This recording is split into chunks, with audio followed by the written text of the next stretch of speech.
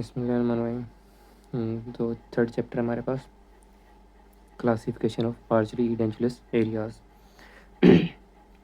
अब इसमें सबसे पहले क्या है कि कोई इडेंचुलस एरिया आया था तो हमने उसको जब ट्रीट करना है तो हमने उसकी कॉम्प्लेक्सिटी देखनी है। ठीक है, तो उसकी कॉम्प्लेक्सिटी हम कैसे देखेंगे? सबसे पहले हम उसकी देखेंगे कि उसकी लोकेशन क्या है। ठीक है, वो इंटीरियर एरिया, पोस्टीरियर एरिया, ठीक है, मतलब बाईलैटरल है, यूनिलैटरल है। ठीक है, तो हम सबसे पहले इडेंचुलस एरिया का लोकेशन देखेंगे और एक्सटेंड देखेंगे कि एक दांत का है, दो दांत का है। ठीक है, डिस्टल एक्सटेंशन एरिया है या टू स्पॉटेड है या टिश्यू स्पॉटेड एरिया क्या है। ठीक है, और फिर अगर हमने वहाँ पे प्रोस्थेसिस देने हैं तो जो उसके लास्ट टीथ है जिसको हम एज अबटमेंट यूज़ करेंगे उसकी कंडीशन क्या है, मतलब वो पेरिडोंटिकली एक वीक टूथ तो नहीं है, ठीक है, स्ट्रॉन्ग है, और ठीक है उसमें केरीज तो नहीं है। ठीक है, ये सारा कुछ टिल्टेड तो नहीं है, सारा कुछ हम ये देखेंगे।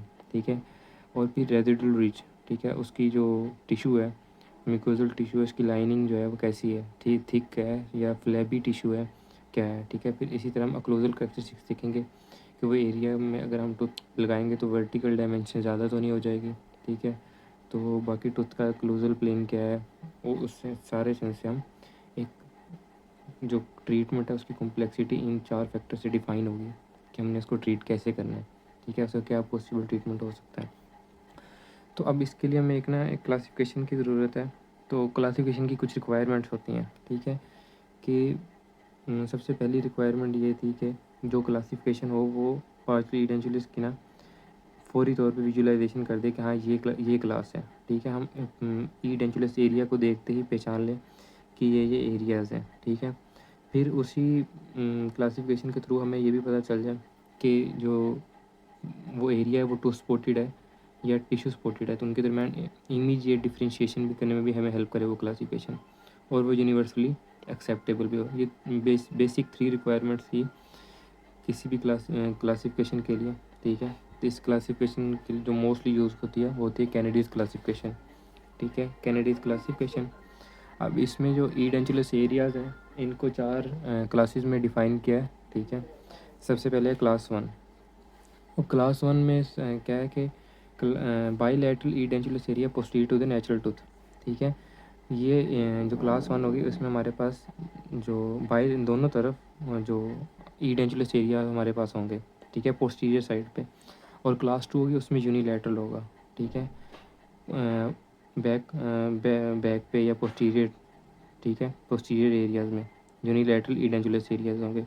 फिर इसी तरह क्लास 3 है, उसमें हमारे पास यूनिलैटरल तो होंगे इडेंचुलस एरिया, लेकिन वो उसके इंटीरियर भी टूथ होंगे, पोस्टीरियर भी टूथ होंगे। ठीक है, तो ये क्लास 3 होगी। और क्लास 4 होगी हमारे पास, मैं इसमें हमारे पास जो मिड लाइन होगी वो क्रॉस हो रही होगी और एंटीरियर टूथ जो होंगे वो मिसिंग होंगे। ठीक है, ये 4 क्लासिफिकेशन है। तो अभी इनको विजुलाइज करते हैं कि ये कैसी नज़र आती हैं चारों क्लासिफिकेशन। अब जैसे हमारे पास ये देखें तो सबसे पहले ये देखें क्लास 1। अब इसमें हमारे पास दोनों तरफ जो पोस्टीरियर टीथ हैं वो मिसिंग है।